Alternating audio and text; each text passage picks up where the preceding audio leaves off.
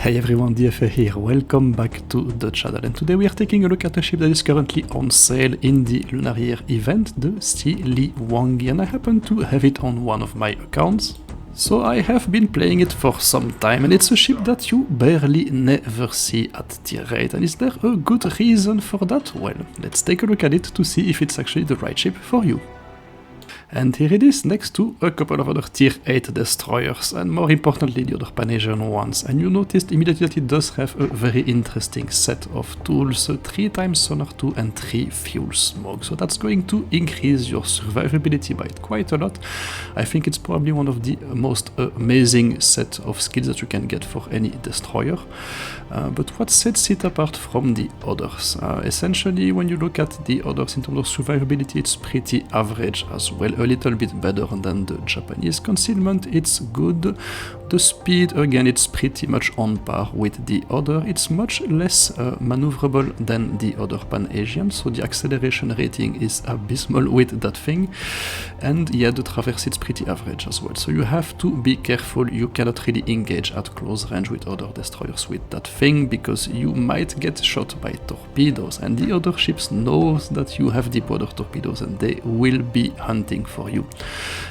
Essentially the guns, that's another reason for which you do not want to engage at short range with that thing. You get 4 13cm guns and an absolutely abysmal DPM. That is the worst at tier 8.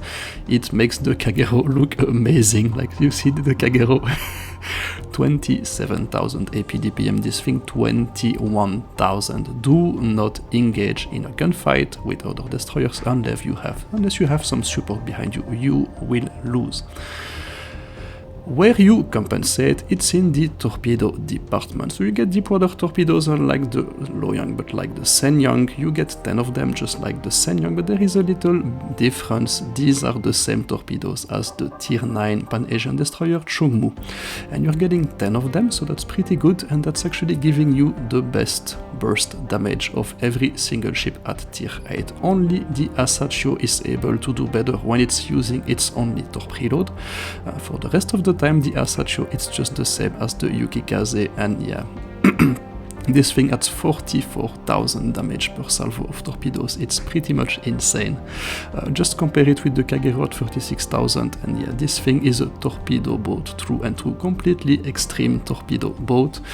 And yeah, the AA is non-existent as well, so you are basically CV food with that thing, but not a lot of CVs know about it. They certainly know for the Asachio, but not for the Siliwangi. And if you paid attention to the matchmaking screen, yeah, we do have a CV in that game, but luckily for us, it's a German CV, so they're not really amazing at going after destroyers. And the most important thing is that we do have pretty much 4 battleships on the enemy team, so that is the ideal matchmaking for the Siliwangi, because yeah, it is a pure torpedo boat, a very extreme torpedo boat. The guns suck, the performance, I mean, yeah, you do get your fuel smoke and your sonar to get yourselves out of tricky situations, but typically you have to play it in the same way as you play the typical torpedo boats. You try to kind of get through the first line of enemy ships, the destroyers and the cruisers, to get to the battleships, because that is where you will be dealing your damage. Those torpedoes are absolutely insane at the... Yeah, there you go. Look at this one. This one, it certainly seems like it's going for the cap. It's certainly going to go all the way to the cap, and it probably, you know, the Siliwangi, it's not a very well-known ship, so people are typically not paying a lot of attention to it. That will probably change after this video. But yeah, look at what is going to happen, and you will see how ridiculously strong that thing can actually be in the right circumstances. And looking up that poor Maggie, so yeah, absolutely not a problem. Putting the 10 torpedoes on target, and that's... Bye-bye. And so essentially what you do with that kind of ship, so you kind of travel with your big brother, and I do have my big brother right behind me, a battleship, so that's because you do not want to be engaging in a 1 versus 1 versus another destroyer, or even worse, versus another cruiser. And so we do have 2 battleships in front of us, and there is a Kagero somewhere around D, and yeah. I'm going to put forward, and you see I make a mistake there. And so that's why I wanted to show you this gameplay, because it really shows the limitations of that thing. When I need my big brother, he's actually retreating towards the CV, and I have no idea why he should be pushing with me. I failed to look at the minimap, and now I am actually alone against that Kagero and the Kansas. And again, it's a Kagero, so it's certainly not your worst nightmare, but my sonar is out, it's still on cooldown, and so the only thing I can do is actually bow tank and try to get out and survive the engagement against the two ships. So yeah, do not engage in a gunfight with anything with that thing. You use your guns only on distracted targets on where you have someone behind you to back you up. But typically, yeah, you really want to try to get into those engagements there. That Kansas, it seems to be slowing down a bit, but yeah, you know, we do have deep water torpedoes. They're actually pretty quick. So yeah, we can certainly get a number of hits on target, and yeah, sure, it's going to take half of them at least, so that's going to be interesting. So yeah, it's an insane damage machine when it comes to torpedoes.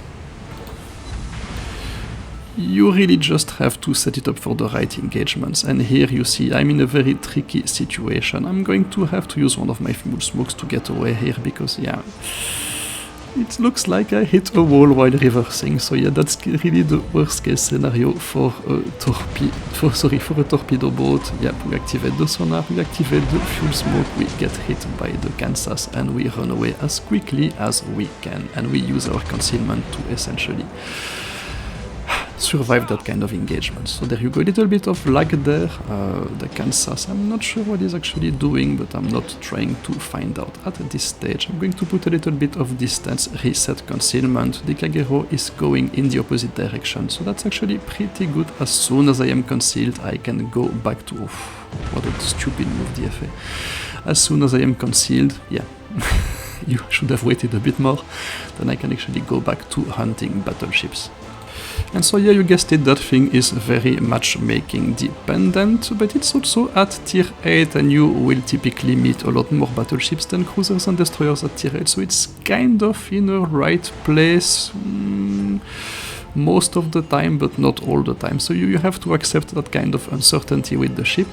And you see here I have two options. That Kansas, who's actually going to hit the island, so I'm not sure I can actually trust this guy's movement. It doesn't really seem to know what he's doing, but there I have a Bismarck completely isolated, and the Kansas is not in a position to cover for it. I'm just taking a look. Yep, he doesn't see me anymore, he's not able to fire, and I can actually YOLO that Bismarck.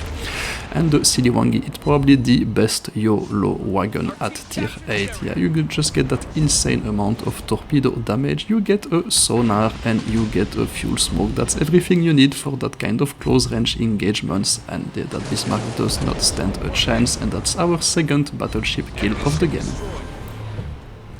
So I think you have gotten the point by now. Excellent torpedoes, abysmal guns, and actually a pretty interesting set of ship skills that let you get away from tricky situations more often than not. So how would I compare the Siliwangi with the other destroyers at the tier? Let's talk about the Luoyang first, because the Luoyang, it's a little bit more balanced than this one. It's kind of an improved Benson, so it's a bit less capable with torpedoes and a bit more capable with guns, also more survivable with those smokes. So if you're looking for a much more balanced playstyle, the Luoyang is probably the better choice for you. But if all you're looking for is a torpedo boat, I consider this one to be superior to the Asaccio for a couple of reasons. The Asaccio, it's a little bit more unforgiving. If you're in a tricky situation, you only have one smoke to get away, and essentially you get one torpedo unless you have that super Japanese commander that's giving you a second one. Yeah, so this one, it's actually a lot more consistent with its torpedoes. And yes, you do have a bit less range than the Asaccio, but honestly, at max range Asaccio, it's not landing all its torpedoes on targets, and yeah, this one is at almost 9 kilometers, so that's more than enough, to be honest. Yeah, so for me this is the best torpedo boat at tier 8, and it just goes with all the limitations of that playstyle. So you can actually make an informed buying decision. So I hope you enjoyed that review. Learned a couple of interesting things. I will let it roll until the end, and I will see you around next time. In the meantime, stay safe, take care. That was DFA signing out. Bye bye.